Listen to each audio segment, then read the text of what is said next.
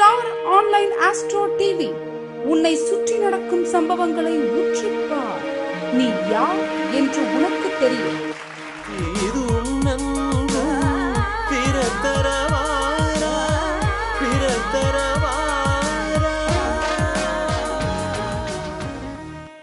நீண்ட நெடிய உரை நிகழ்த்தக்கூடிய எனது இனிய நண்பருமான இளம்பிள்ளை வி.எம். கணேசன் அவர்கள். இவர் பார்த்தீங்கன்னாக்கா இவர் பேச்சிலே கொஞ்சம் வித்தியாசமான பேச்சாக இருக்கும். சரியான ஆராய்ச்சியாளர், சாதாரணமான நீண்ட அனுபவம் உள்ளவர். கிட்டத்தட்ட 45-50 ஆண்டுகளுக்கு மேலாக ஜோதிடத்துறையிலே அனுபவம் வாய்ந்த ஒரு மூத்த ஜோதிடர், நல்ல விஷயதாரி. இப்போ அவரை உங்களிடையே பேச சொல்கிறேன். கொஞ்சம் அவருடைய பேச்சு கொஞ்சம் வித்தியாசமாக இருக்கும், ஆனால் ஆழமாக இருக்கும், ஆழமான கருத்துக்கள் இருக்கும் என்று கூறிக்கொண்டு ஐயா வி.எம். கணேசன் அவர்களை பேச வருமாறு அன்புடன் நினைக்கிறேன். வாங்கய்யா. இவர் பேசும்போது பார்த்தீங்கன்னாக்கா இவருக்கு வழங்கப்பட்ட தலைப்பு எதுனா 11ஆம் பாவம். யாரும் எடுத்து பேச மாட்டாங்க, ஏன்னா லாபஸ்தானான்னு விட்டு போயிடுவாங்க. ஆனால் அந்த 11ஆம் பாவத்தில் சில ரகசியங்கள்லாம் இருக்குது, அதை எடுத்து சொல்லிவிடுவார். அதுதான் ஒரு ஸ்பெஷாலிட்டி. ஏன்னா இப்போ பார்த்திங்கன்னா கிரக காரகத்துவம் பாவக காரகத்துவம் ஏகப்பட்டது வெளியில் வந்துடுச்சு. அதுக்குள்ளெல்லாம் நம்ம உள்ளெல்லாம் போகாமல் அந்த 11ஆம் பாவத்தின் சிறப்பு அம்சங்கள், அதனுடைய ரகசியங்கள் என்ன என்பதை நம்ம சகோதரர் வி.எம். கணேசன் அவர்கள் உங்களுடைய உரையாற்ற வருமாறு அன்புடன் கேட்டுக்கொள்கிறேன். அங்கே வாய். நன்றி. தென்னிந்திய ஜோதிட ஆராய்ச்சியாளர் பேரமைப்பு ஈரோடு முதலாவது முத்தான கருத்தரங்கிற்கு வருகை தந்திருக்கும் அனைத்து ஜோதிட சொந்தங்களுக்கும், ஜோதிட சகோதரிகளுக்கும், ஜோதிட ஆர்வலர்களுக்கும், ஆராய்ச்சியாளர்களுக்கும் முதற்கண் எனது வணக்கத்தை தெரிவித்துக் கொள்கிறேன். இந்த பேரமைப்பின் நிறுவனர், மதிப்புக்கும் மரியாதைக்கும் உரிய உயர் திரு அனுசம் நாகராஜ் ஐயா அவர்களுக்கு எனது பணிவான வணக்கத்தை தெரிவித்துக் கொள்கிறேன்.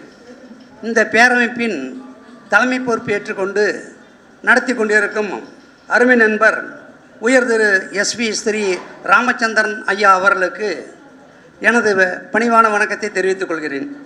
மேலும் இந்த அமைப்பின் செயலாளர் திரு பாலா பூபதிராஜன் அவர்களுக்கும், பொருளாளர் மீனம் சதீஷ் அவர்களுக்கும் என் பணிவு கலந்த வணக்கத்தை தெரிவித்துக் கொள்கிறேன். மற்றும் எனது அருமை நண்பர் சிறப்பு பேச்சாளர், ஸ்டார் அகாடமியில் பேசி கலகலக்க வைத்த கரூர் சூரியன் சுந்தரராஜன் அவர்களுக்கு எனது சிறப்பான வணக்கத்தை தெரிவித்துக் கொள்கிறேன். இப்போது எனக்கு கொடுக்கப்பட்ட தலைப்பு 11ஆம் பாவம். இப்போ பெரும்பாலும் பாருங்கள், எல்லா பாவத்தையும் பேசுவாங்க. 4ஆம் பாவம், 7ஆம் பாவம், 5ஆம் பாவம், எல்லாம் 8ஆம் பாவம் கூட பேசுவாங்க. ஆனால் அதிகம் பேசாத பாவங்கள் 3ஆம் பாவம், 11ஆம் பாவம். அந்த 3ஆம் பாவத்தை பற்றி கூட இன்றைக்கி சகோதரி பிரபாவதி அவர்கள் ஈரோடு பிரேமா மிகச் சிறப்பான முறையில் பேசினாங்க. 3ஆம் பாவத்தினுடைய மிக நுட்பமான விஷயங்களை நல்லா சொன்னாங்க. அதுலேயும் கூட குறிப்பாக 3ஆம்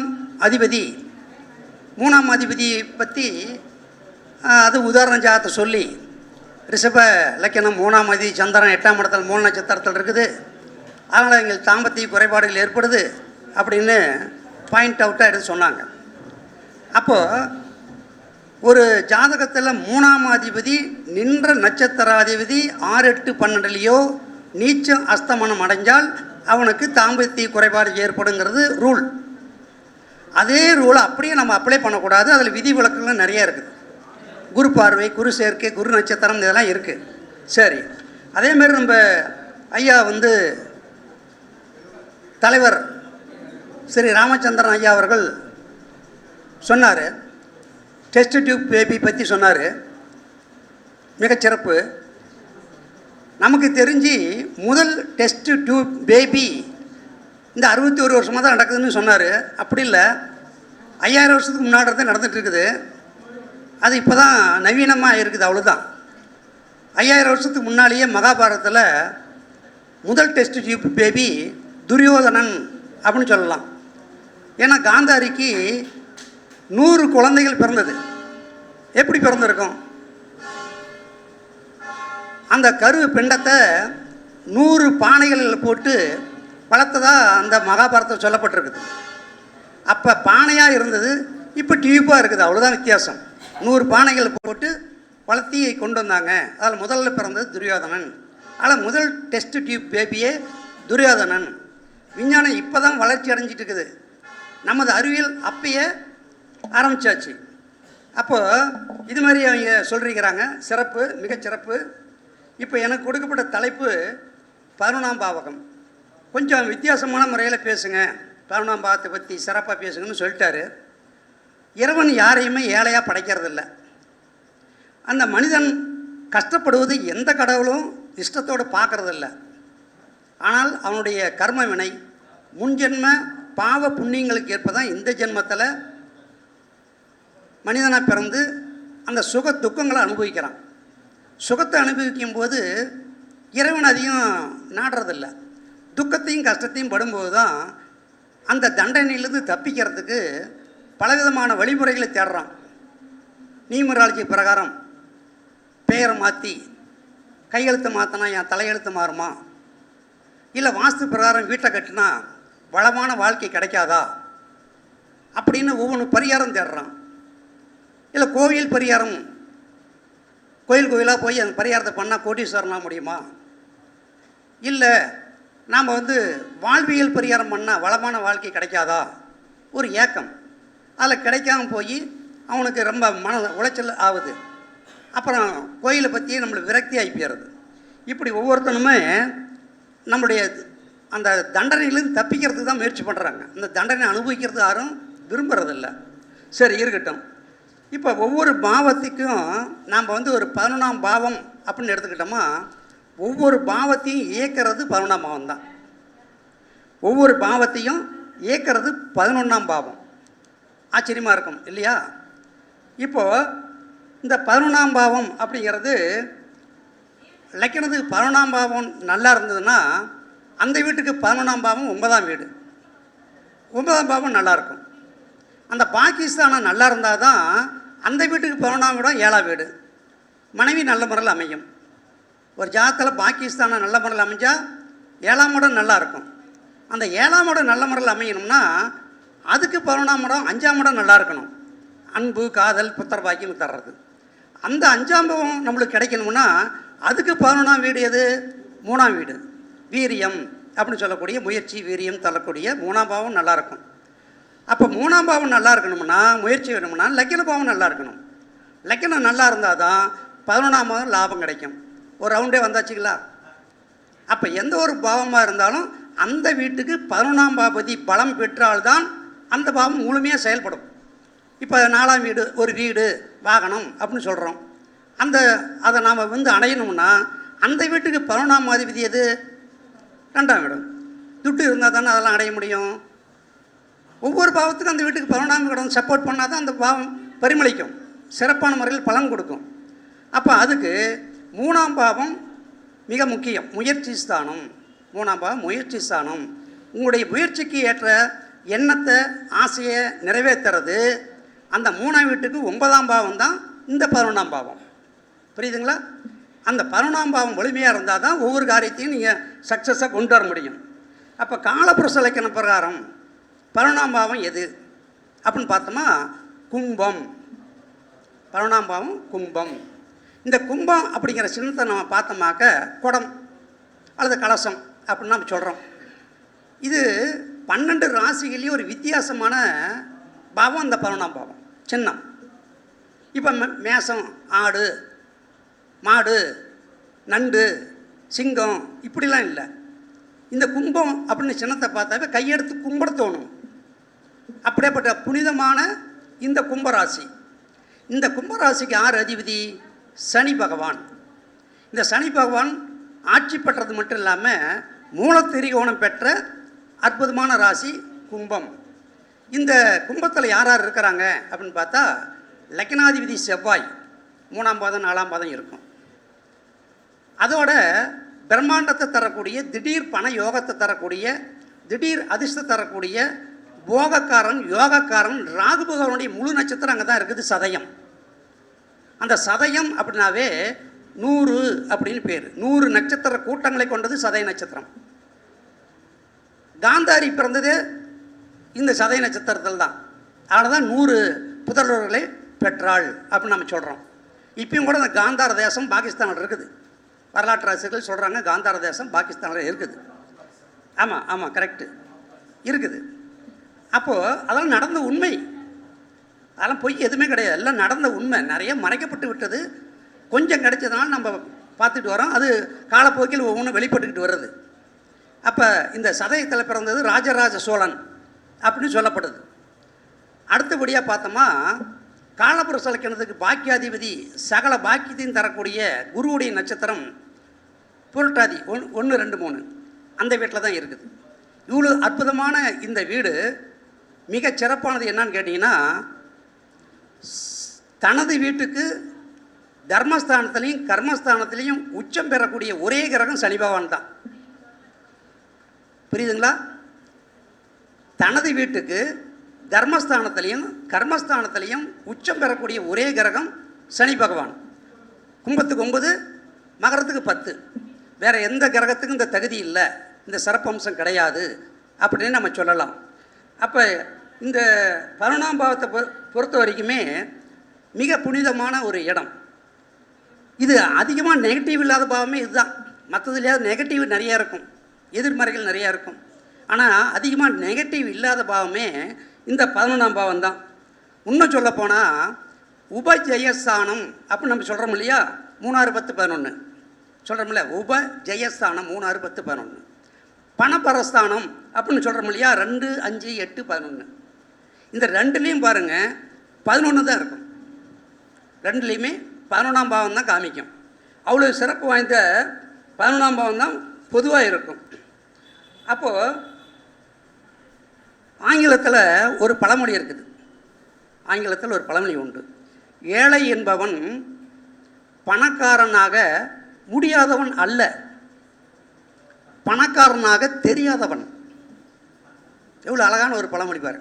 ஏழை என்பவன் பணக்காரனாக முடியாதவன் அல்ல, பணக்காரனாக தெரியாதவன் அப்படின்னு ஒரு ஆங்கிலத்தில் ஒரு பழமொழி உண்டு. அது நம்ம ஜாதகத்தில் நம்ம கூட பார்த்தோமா எத்தனையோ யோகங்கள்லாம் இருக்கும். ராஜயோகம்லாம் இருக்கும், மிக அம்ச யோகம், அதுன்னு நிறைய யோகம்லாம் இருக்குது. 2000 யோகம் இருக்குது. அந்த எத்தனையோ யோகங்கள் இருந்தாலும் கூட நம்பிக்கையோடு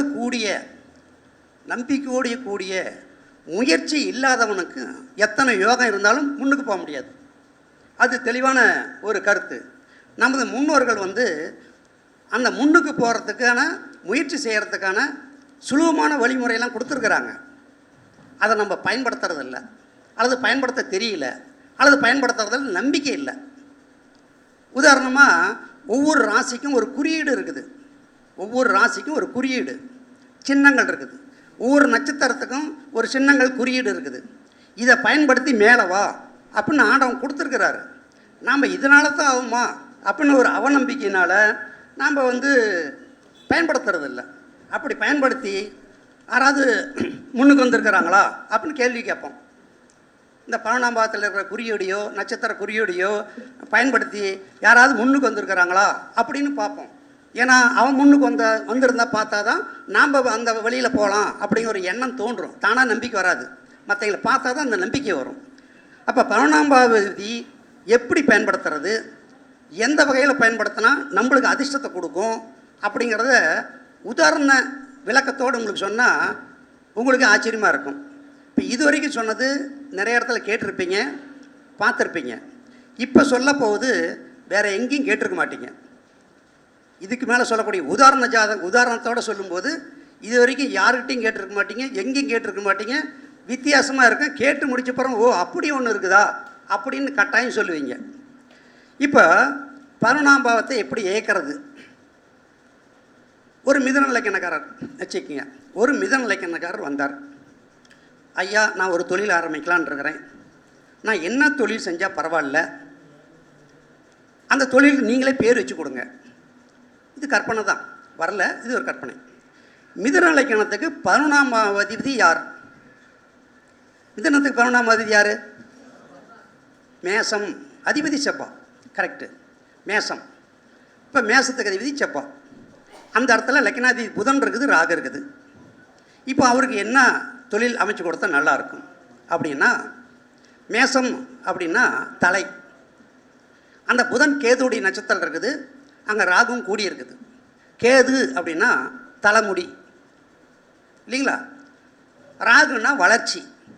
அப்போ தலைமுடி வளர்ச்சி அடையக்கூடிய ஆயில் வியாபாரம் பண்ணுங்க. பொருந்தி வருதுங்களா? என்ன பேர் வைக்கலாம்? அசூனி ஹேர் ஆயில் வைக்கலாமா? அசூனி ஹேர் ஆயில் வச்சுட்டாங்க. பிரபலமான முறையில் இருக்குது. இன்னைக்கு பல கோடிக்கணக்கான சம்பாதிச்சிட்டார் அவர். அதில் விட பியூட்டி என்னன்னு கேட்டிங்கன்னா, அந்த லக்னாதிபதி புதன் போய் அந்த மேசத்தில் இருக்குது. அந்த புதனுக்குரிய கலர் என்ன? பச்சை. Very good. அந்த பச்சை கலர் தான் அந்த டப்பாவே இருக்கும். அந்த மூடி கூட பச்சையாக தான் இருக்கும். உள்ளக்கிற எண்ணெய் இருக்குது இல்லைங்களா, அதுவும் பச்சையாக தான் இருக்கும்.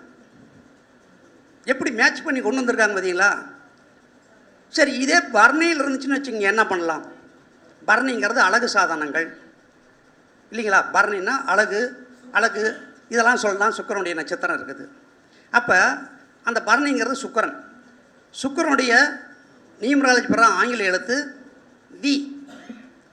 வி கேர் ஆயில் இருக்குல்ல, வி கேர் ட்ரீட்மெண்ட்டு, அழகு சாதனங்கள் பிரபலமான முறையில் வந்துருச்சா? சரி ஐயா. அதே கிருத்திகள் இருக்குது, லக்னாதிபதி புதனே கிருத்திகள் இருக்குது. அப்போ அதுக்கு என்ன சொல்லலாம்? கிருத்திகை அப்படிங்கும்போது அதுக்கு உண்டான குறியீடு சின்னம் மயில். இந்த மயில் சின்னத்தை வச்சு ஒரு பெரிய ஜவுளி நிறுவனம் பல கோடிக்கணக்கான சம்பாதிச்சிருச்சு. என்னன்னு ஞாபகம் வருமா உங்களுக்கு? Very good, super. Chennai silks மயில் சின்னத்தை வச்சுருப்பார். அந்த மயில் சின்னத்தை தெரிஞ்சு வைக்கிறாரோ தெரியாமல் வைக்கிறாரோ நம்மளுக்கு தெரியாது. ஆனால் மயில் சின்னத்தை தான் அவர் பயன்படுத்தி மிக கோடிக்கணக்கான சொத்துக்களை அவர் சம்பாதிச்சது அப்படின்னு சொல்லலாம். அப்போ அதே மாதிரி இந்த மயில் சின்னத்தை வச்சு ஒரு தங்க நகைக்கடைக்காரர் பிரபலமாயிட்டார். தங்க மயில் நிறுவனம், தங்க மயில் நகை பார்த்துருக்குறோம் நாம் இல்லைங்களா. இதுமாதிரி நாம் யோசித்து பார்த்தோமா, நிறைய நிறுவனங்கள்லாம் நம்ம நட்சத்திர குறியீட்டில் இருக்கும். அதெல்லாம் நுட்பமாக பார்த்து அவங்க வச்சுருக்கிறாங்க. அப்போ அந்த மிதுனலக்கணக்காரர்கள் ஆடு வளர்த்தலாம், ஆடுகளுக்கு தீனி கொடுக்கலாம். ஆனால் மிதுனலக்கணக்காரர்கள் மட்டன் சாப்பிடாமல் இருந்தால் அந்த குறியீடு லாபாதிபதி நல்ல முறையில் வேலை செய்யும். மட்டன் சாப்பிடக்கூடாது. சரி, அப்படின்னா அந்த நிறுவனத்தில் சாப்பிட நிறுத்தினாவே வாழ்க்கையில் முன்னுக்கு வந்துடலாம். இப்போது அந்த வீடு ஒரு வாகனத்துறை, அசுனின்னா குதிரை எல்லாத்துக்கும் தெரியும் இல்லைங்களா. ஒரு நிறுவனம், மிகப்பெரிய நிறுவனம் பக்கத்தில் தான் இருக்குது. பக்கத்தில் நிறுவனம் என்னங்க? டிவிஎஸ். ஒவ்வொரு டிவிஎஸ் வாகனத்துக்கும் ஒரு குறியீடு போட்டிருப்பாங்க. என்னன்னு சொல்லுங்கள்? குதிரை. குதிரை போட்டிருக்கிறாங்களா? அசுனிக்கு உண்டானது குதிரை தானே. டிவிஎஸ் கம்பெனியில் குதிரை சின்னத்தை தான் ஒவ்வொரு வண்டியிலையும் எம்பளமாக பொறிச்சிருப்பாங்க. அது நீங்கள் பார்த்துருப்பீங்க. அது இவ்வளோ பெரிய நிறுவனம் ஆகிருக்குதுன்னா சாதாரண விஷயம் இல்லை. இப்போ அடுத்தது இதே ஒரு கடகலக்கணக்காரர் வராரு. அவருக்கு ரிஷிபம் 11ஆம் வீடு. 11ஆம் வீடுங்கிறது காளை. அந்த காளைங்கிற சின்னம் பழைய படத்தில் பார்த்தீங்களாக்க வாகனி ஸ்டுடியோ அப்படின்னு இருக்கும். 2 காளை அப்படி முட்டிகிட்டு இருக்கிற மாதிரி ஃபஸ்ட் எடுத்து அதுதான் காமிப்பாங்க. வாகனி ஸ்டுடியோவில் 2 காளை. தேவர் புலிம்ஸ் பார்த்தீங்களாக்க ஃபஸ்ட்டு எடுத்தது முதல்ல ஒரு காளை ஓட்டம் ஒடியாரும், ஒரு வளையத்துக்குள்ளார நிற்கும். இதுதான் தேவர் பிலிம்ஸில் கொடுத்த எம்பளம். அதுக்கப்புறம் நல்ல நேரம் படத்துக்கு அப்புறம் தான் யானை வந்தது. ஆனால் அதுக்கப்புறம் கொஞ்சம் எல்லாம் டவுன் ஆகி போச்சு. அந்த காளை வர்ற வரைக்கும் எல்லா படமும் சில்வர் ஜூப்ளி தான். அது மட்டும் இல்லாமல் அந்த ரிஷிபம் அப்படிங்கிறது நந்தி. அந்த நந்திங்கிற பேரை வச்சு தான் ஒரு பெரிய நிறுவனம், மில் நிறுவனம் புகழ்பெற்று கோடிக்கணக்காக சம்பாதிச்சிட்டு இருக்குது. 1940 இப்போ நேற்று இல்லை, 1940 என்ன நிறுவனம்? நந்திமார் கடலை மாவு, நந்திமாருக்கு உடத்தம்பருப்பு, இல்லைங்களா? நந்தி மார்க் மைதா, மந்தி மார்க் ரவை ஃபேமஸ் ஆயிடுச்சு. இல்லை 1940 ஆரம்பித்த அருணாச்சல நாடார் சேலத்தில் இருக்கிறார். சேலத்தில் தான் அவருடைய இல்லம் இருக்குது. அவரெல்லாம் காலாயிட்டது, அதெல்லாம் கை மாறி போச்சு, 2-3 கை மாறி போச்சு. இருந்தால் அந்த அந்த நந்தி மார்க்லேயே தான் வண்டி ஓடிக்கிட்டு இருக்குது.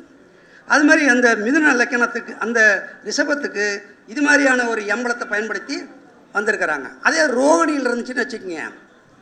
ரோகிணிங்கிறது ரதம், கிருஷ்ணர் பயன்படுத்தின ரதம். ரோகிணியில் பிறந்த கிருஷ்ணர் ரதத்தை தான் பயன்படுத்தினார் அதிகமாக. ரதம் மார்க்கு சுருட்டுகள் பழைய ஆளுங்களுக்கெல்லாம் தெரியும், புதிய தலைமுறைக்கு தெரியாது. சுருட்டுனாவே தெரியாது, முதிய தலைமுறைக்கு தெரியும். ரதம் மார்க்கு சுருட்டுகள் தான் அப்போ தான் ஃபேமஸ். அதில் ரதம் போட்டிருக்கோம். அந்த ரோகிணியில் நின்னதுனால அவங்களுக்கு அந்த ஃபேமஸ் ஆச்சு. சரி ஐயா, மிருகசீரசத்தில் இருக்குதுன்னு வச்சுக்கோங்க. மிருகசீரசங்கிறது மான் தலை அப்படின்னு குறியீடு.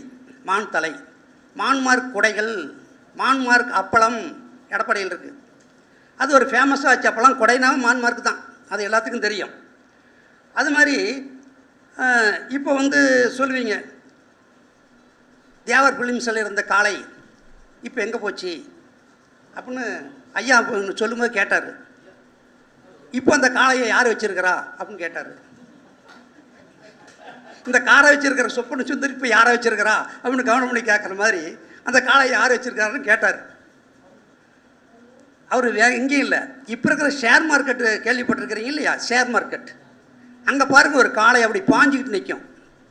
அந்த காளை அங்கே போயிடுச்சு. அப்போ இன்றைக்கி ஃபேமஸாக இருக்கிறது அந்த காளை மாடு ஷேர் மார்க்கெட்டில் எம்பளமாக வைக்கப்பட்டிருக்குது. தெரிஞ்சு வச்சாங்களா தெரியாமல் வச்சாங்களா சிந்திச்சு பார்க்கணும். அது பிரபஞ்சம் கொடுத்ததா அப்படின்னு பார்க்கணும். அதே போல் சிம்மலக்கணத்துக்கு வந்துடலாம். சிம்மலக்கணம் அப்படிங்கும்போது 11ஆம் வீடு மிதுனம். மிதுனம் அப்படிங்கிறத ட்வின்ஸ்.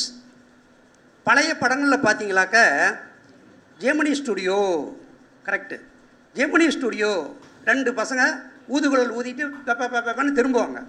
ஜெமினி ஸ்டுடியோ வச்சு நடத்தின வாசன் மிக புகழும் பேரும் பணமும் சம்பாதிச்சார் அந்த ஜெமினி ஸ்டுடியோ, இல்லைங்களா?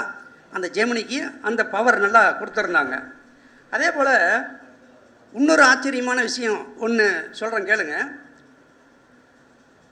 மிதுனம் அப்படின்னா கம்யூனிகேஷன், உங்களுக்கு தெரியும். இப்போ நவீன காலத்தில் கம்யூனிகேஷன், தமிழில் தகவல் தொடர்பு. அந்த காலத்தில் என்ன தகவல் தொடர்பு? இப்போ தான் தகவல் தொடர்பு வந்துருச்சு. அப்போலாம் எது தகவல் தொடர்பு? நாட்டு மக்களுக்கு ஒரு நற்செய்தி சொன்னாங்கள்ல, முரசு. வெரி குட், முரசு. துணும்பு அது முரசு, முரசு அப்படிம்பாங்க. ஆமாம், முரசுன்னு பேர். அந்த முரசு சின்னத்தில் சிம்மலக்கணத்தில் பிறந்த கேப்டன் விஜயகாந்த் பயன்படுத்தினார். உங்களுக்கு எல்லாத்துக்கும் தெரியும். கேப்டன் விஜயகாந்த் சிம்மலக்கணம் 11ஆம் இடமான மிதுனத்திற்குரிய முரசை பயன்படுத்தி குறுகிய காலத்தில் பெருகிய ஆதரவு, எதிர்க்கட்சி தலைவராக வைக்கிற அளவுக்கு திடீர் யோகத்தை கொடுத்தது. வேறு யாராலும் சாதிக்க முடியல. அப்படி அவர் செஞ்சார். ஆனால் அந்த முரசு சின்னம் முடக்கப்பட்டு தீபம் சின்னத்தை வாங்கின அப்புறம் படப்படப்படன்னு சரிவு ஏற்பட்டது. நம்ம கண் கூட பார்க்குறோமில்ல, இல்லைங்களா? அந்த அதிர்ஷ்ட சின்னம் வேலை செஞ்சது. அந்த சின்னத்தை தொடர்ந்து பயன்படுத்த இருந்தால் சிறப்பாக இருந்திருக்கும். அது முடக்கப்பட்டது. தீபம் ஏற்றக்கூடிய கரங்கள் அதுதான் இப்போ பயன்படுத்தி படு தோல்வியாகி போய் கீழே வந்துட்டார் அப்படிங்கிறத நம்ம பார்க்குறோம். அது மாதிரி ஒவ்வொன்றுக்கும் அந்த இதை நம்ம பயன்படுத்தும் போது நம்மளுக்கு அந்த பலன்கள் நல்லாவே கிடைக்கும். அதே மாதிரி அந்த கன்னியாலக்கணம், ஒரு கன்னியாலக்கணக்காரர் நான் எதை பயன்படுத்துறது? கடகம். கடகம்னா என்ன? நண்டு. நண்டு மார்க் லுங்கிகள் ஃபேமஸாக இல்லையா? உலக புகழ் பெற்றது இல்லையா? நண்டு மார்க் லுங்கிகள் பிரசித்தி பெற்ற நிறுவனம், கோடிக்கணக்கில் சம்பாதிச்சிருச்சு. அந்த பேரை போட்டே சம்பாதிச்சிருச்சு இல்லையா? அதே மாதிரி அதில் பூசம் நட்சத்திரம் இருக்கும். பூசம்னா பசு, ஆவின் பால் அது போட்டிருக்கும் பாருங்க. அதில் ஆவின் பாலில் போட்டிருப்பாங்க. சரி, அதில் ஆயிலிய நட்சத்திரம் ஒன்று இருக்குதே, அது எதை குறிக்குது? ஆயிலிய நட்சத்திரம்னா ஆதிசேஷன், பாம்பு சின்னம். இன்னைக்கு வரைக்கும் கூட மருத்துவத்துறையில் பார்த்தீங்களா, அந்த ரெக்கார்டில் மேலே கல்லூரிக்கு முன்னால் 2 பாம்பு பிணைஞ்ச மாதிரி ஒரு எம்பளம் இருக்கும். பார்த்துருப்பீங்க, 2 பாம்பு பிணைஞ்ச ஒரு எம்பளம் இருக்கும். அந்த எம்பளத்தை தான் இன்னமும் பயன்படுத்திகிட்டு இருக்கிறாங்க மருத்துவத்துறையில். ரெக்கார்டில் கேட்டில் உள்ளே எல்லாம் பார்த்தீங்கன்னா அந்த சின்னம் இருக்கும். எதுக்காக அது கொடுக்கப்பட்டதுன்னா, இப்போ விஞ்ஞானிகள் கண்டுபிடிச்சிருக்கிறாங்க, அந்த பாம்பு சின்னத்தை பார்க்க பார்க்க நோயினுடைய வேகம் குறையிறதா இப்போ வெளிநாட்டு விஞ்ஞானிகள் கண்டுபிடிச்சிருக்கிறாங்க இல்லைங்களா? நம்ம முன்னோர்கள் முன்னையே சொல்லிட்டாங்க, பிள்ளையார் கோயிலுக்கு போ, பிள்ளையார் கோயிலுக்கு 2 பக்கமும் பாம்பு இருக்கும், அந்த பாம்புக்கு மஞ்சள் குங்குமம் போட்டு அதை மனசார கும்பிடு, உனக்கு நோய் குறையும். அன்றைக்கே சொன்னாங்களா? பயபக்தியோடு சொன்னாங்க, நம்ம கேட்கல. நம்ம ஆஸ்பத்திரியில் போய் அந்த பாம்பை பார்த்துட்டு உட்காந்துருக்கிறோம், டாக்டரை பார்த்துட்டு பயந்துட்டு இருக்கிறோம். இதுதான் அந்த ஆயிலி நட்சத்திரத்தில் இருக்கக்கூடிய ஒரு அமைப்பு. அப்போ அடுத்தது துலா லக்னத்தை எடுத்துக்கலாம். துலா லக்னத்துக்கு 11ஆம் அதிபதி யார்? சிம்மம். சிம்மம் தாங்களே. அந்த சிம்மத்துக்கு ஆங்கிலத்தில் லயன் அப்படின்னு பேர். லயன் டேட்ஸ் பயன்படுத்திக்கிட்டாங்களா? சன்ஃப்ளவர் தீப்பெட்டிகள், சன்ஃப்ளவர் ஆயில் பயன்படுத்திக்கிட்டாங்களா? இது மாதிரி அதெல்லாம் பயன்படுத்தி தானே இப்போ ஃபேமஸாக இருக்கிறாங்க, நம்ம பார்க்குறோம் இல்லையா? இப்போது கலைஞருக்கு இந்த மகம் நட்சத்திரம் அதில் இருக்குது. மகன் நட்சத்திரத்துக்கு உதயசூரியன் சின்னம். கலைஞர் பிறந்தது மிருகசீரிஷ நட்சத்திரம். அந்த நட்சத்திரத்துக்கு பார்த்தீங்களா, தாராபலன் வாங்கின 6வது நட்சத்திரம் மிருகசீரிஷம், திருவாதிரை, புனர்பூசம், பூசம், ஆயில்யம், மகம் 6வது நட்சத்திரம். அந்த 6வது நட்சத்திரத்தில் மகன் நட்சத்திரம் உதயசூரியன், அதை பயன்படுத்தி தான் இன்றளவும் அந்த பிரபலமான கட்சி நடந்துகிட்ருக்கு. அது உங்களுக்கு தெரியும். அதே போல் அந்த வீடு சிம்மாசனம்னு சொல்லுவாங்க. சிம்மாசனம், பாம்பு இதெல்லாம் சொல்லுவாங்க. அந்த சிம்ம லக்னத்தில் பிறந்த ரஜினிகாந்த் படத்தில், நிறைய படத்தில் பாருங்கள், ஒரு சீனாவது பாம்பு வரும், ஒரு சீனாவது சிம்மாசனம் வரும், ஒரு சீன்லையாவது சிம்மாசனமும் வரும், இன்னொரு சீனில் பார்த்தீங்கன்னா ஊஞ்சல் வரும். இதெல்லாம் அந்த குறியீடை அந்த ஒரு சீன்லையாவது நுழைக்கணும், அந்த சீனு ஃபேமஸ் ஆகிரும், ஃபேமஸ் ஆகும். ரஜினி படத்தில் பார்த்தீங்களா, நோட் பண்ணிங்களா தெரியும், ஊஞ்சல், சிம்மாசனம், பாம்பு இதெல்லாம் அதில் வரும். அதை வச்சு ஃபேமஸ் ஆகிடுறாங்க. அடுத்து விருச்ச இலக்கணத்துக்காரருக்கு பார்த்தோமா, விருச்ச இலக்கணத்துக்கு 11ஆம் அதிபதி கன்னி. கன்னியில் அஸ்த நட்சத்திரம் கை. அந்த கை சின்னம்தான் காங்கிரஸினுடைய சின்னம் அப்படின்னு எடுத்து பயன்படுத்திகிட்டு இருக்கிறாங்க. அபய அஸ்தம் அப்படின்னு சொல்லுவாங்க அதை. அது எல்லா தெய்வமும் அல்லது தெய்வத்தினுடைய அடியார்கள், சித்தர்கள், முனிவர்கள், ஞானிகள் எல்லாரும் கை சின்னத்தை தான் காமிப்பாங்க. அதில் தான் நம்மளுக்கு அருள் கிடைக்கிறதா சொல்லுவாங்க. அந்த கை சின்னத்தை தான் அதிகம் பயன்படுத்திகிட்டு இருப்பாங்க. கூட்டுறவு சின்னமும் அதுதான். 2 கை இணைஞ்ச அமைப்பில் தான் கூட்டுறவு சின்னமே இருக்கும். அதை நீங்கள் பார்த்துருப்பீங்க. அதே மாதிரி ஸ்வஸ்திக்கு அப்படின்னு சொல்லுவாங்க இல்லையா, அது போடுவாங்க. அதெல்லாம் இந்த அஸ்த நட்சத்திரத்தினுடைய சின்னங்கள். அது ஹிட்லர் அதை தலைகளாக போட்டு தான் படிவீழ்ச்சி அடைஞ்சாருன்னு சொல்லுவாங்க. அது மட்டும் இல்லாமல் கன்னி அப்படிங்கும்போது உலக வரைபடம், மேப்பு. கன்னி அப்படிங்கிறது பூமி உருண்டை, பழங்கால சிற்பங்கள். சில ஆஃபீஸெல்லாம் போய் பார்த்தீங்களா, உலக மேப்பு வச்சுருப்பாங்க. எதுக்கு இதை வச்சுருக்காங்க? அந்த ஆஃபீஸுக்கும் உலக மேப்புக்கும் சம்மந்தமே இல்லையே அப்படின்னு பார்ப்போம். பூமி உருண்டை டேபிள் மேலே வச்சுருப்பாங்க, குளோப்பு சுற்றிடுவாங்க. அதுக்கும் அந்த ஆஃபீஸுக்கும் சம்மந்தம் இருக்காது. பழங்கால சிற்பங்கள் ரிசப்ஷனில் வச்சுருப்பாங்க, சம்மந்தமே இருக்காது. ஆனால் அந்த கண்ணியை இயக்கக்கூடிய ஒரு குறியீடு இதெல்லாம், அதை வச்சு அவங்க இயக்கிட்டு இருக்கிறாங்கன்னு நம்மளுக்கு தெரியாது. ஆனால் இதுக்கு மேலே நம்மளுக்கு தெரிய ஆரம்பிச்சிடும். அடுத்தது தனுசு இலக்கணம்.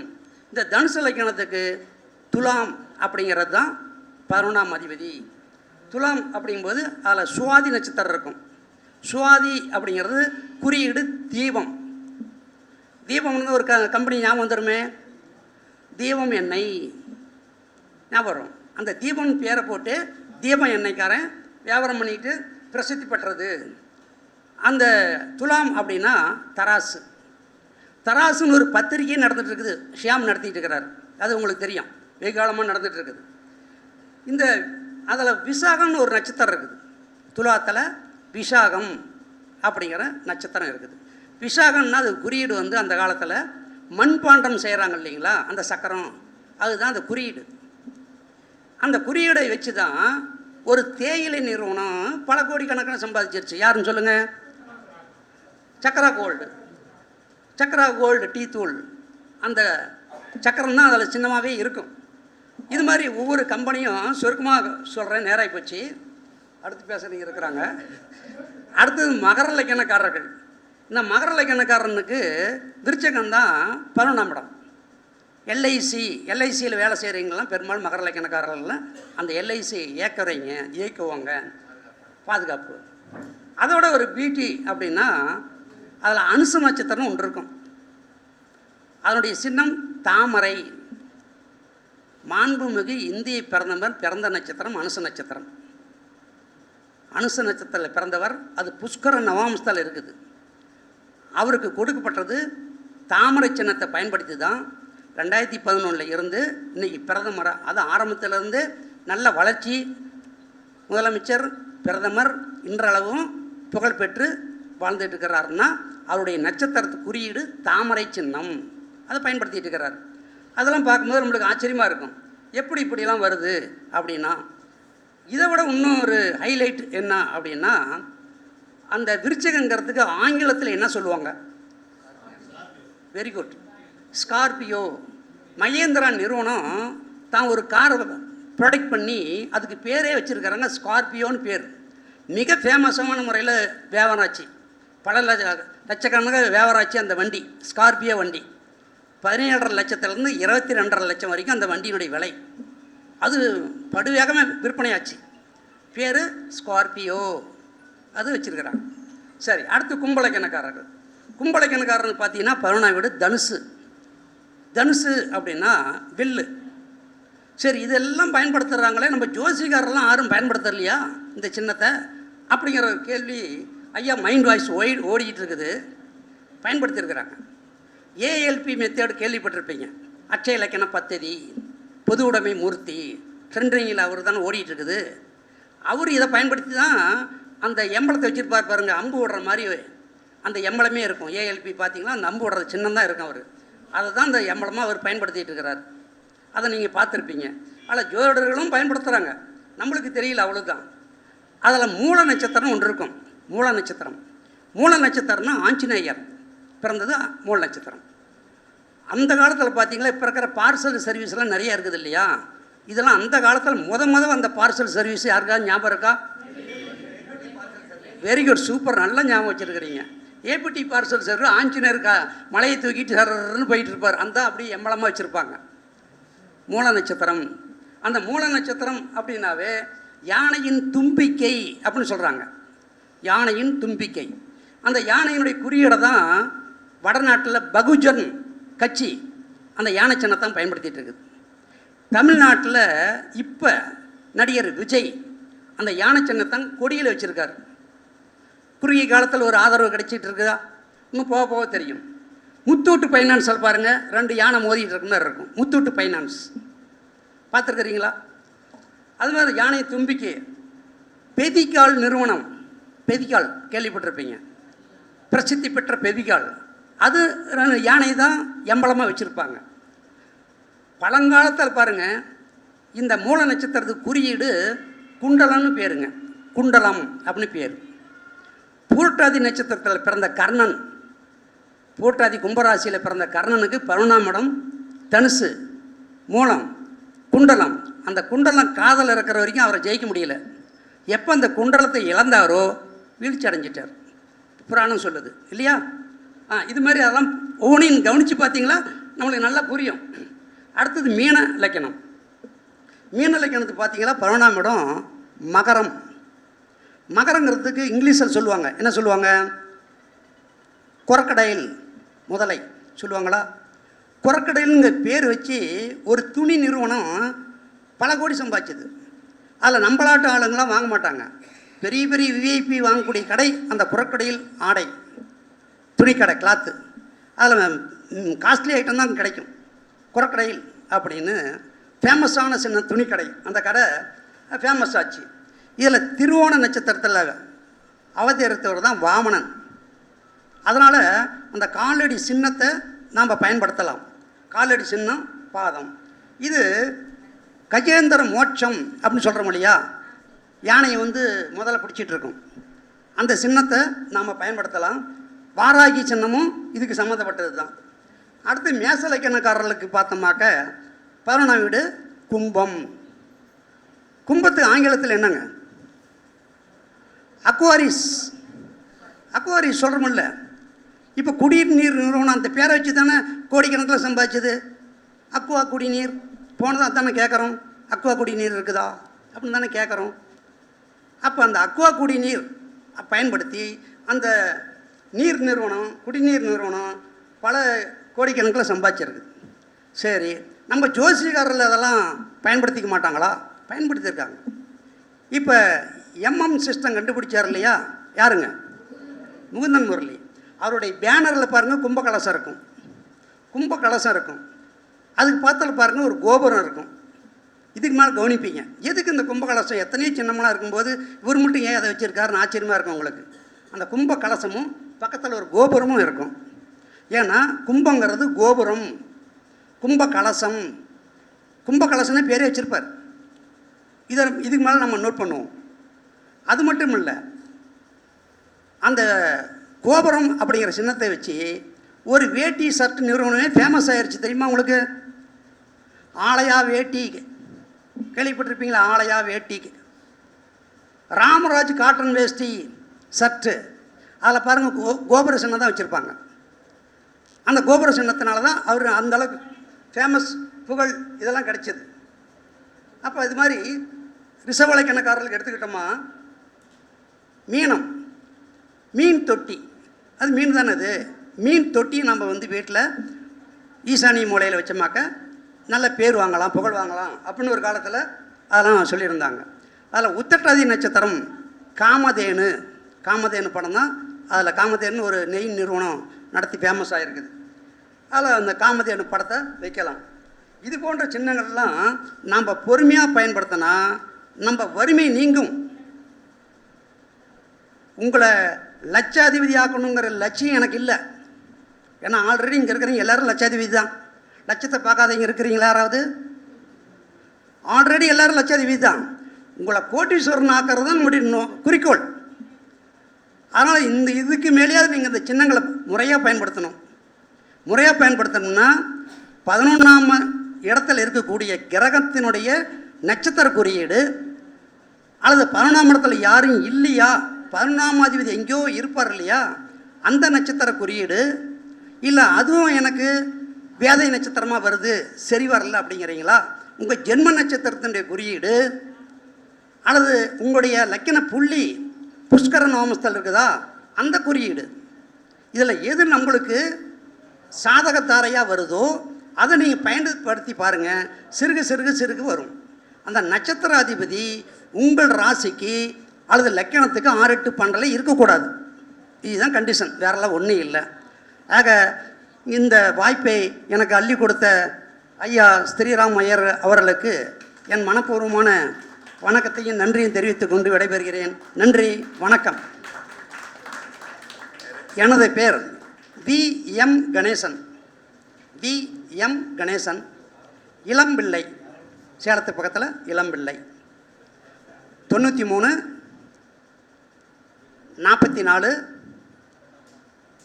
44 83 0 1 8 5 9344830185 என்னுடைய தொலைபேசி. சந்தேகமாக இருந்தால் எப்போ வேணால் ஃபோன் பண்ணலாம். காலை 7 to 9, மாலை 7 to 9. சிறப்பான முறையில் நீண்ட நெடிய முறை நிகழ்ச்சியான ஆர்வியர் நண்பர் வி.எம். கணேசன் அவர்களுக்கு நன்றி. இன்னும் சற்று நேரத்தில் ஒரு கொஞ்சம் கேப்பு, அந்த கேப் ஃபில் பண்ணுறதுக்கு நம்ம, அதாவது உணவு வந்து கொண்டிருக்கிறது. அந்த சற்று நேரத்தில் அதாவது எனது உறவினருமான நாமக்கல் சுரேஷ் சர்மா அவர்களை மேடைக்கு வருமாறு அழைக்கிறேன். அவர் அடுத்ததாக பேசுவார். இப்போ நம்ம கணேசன் ஐயாவுக்கு சிறப்பு செய்யும் பொருட்டு எனது இனிய நண்பரும் மதிப்புக்கும் மரியாதைக்கும் உரிய சூரியன் ஆர் சுந்தரராஜன் அவர்களை நம்ம வி.எம். கணேசன் அவர்களுக்கு கௌரவிக்குமாறு அன்புடன் கேட்டுக்கொள்கிறேன்.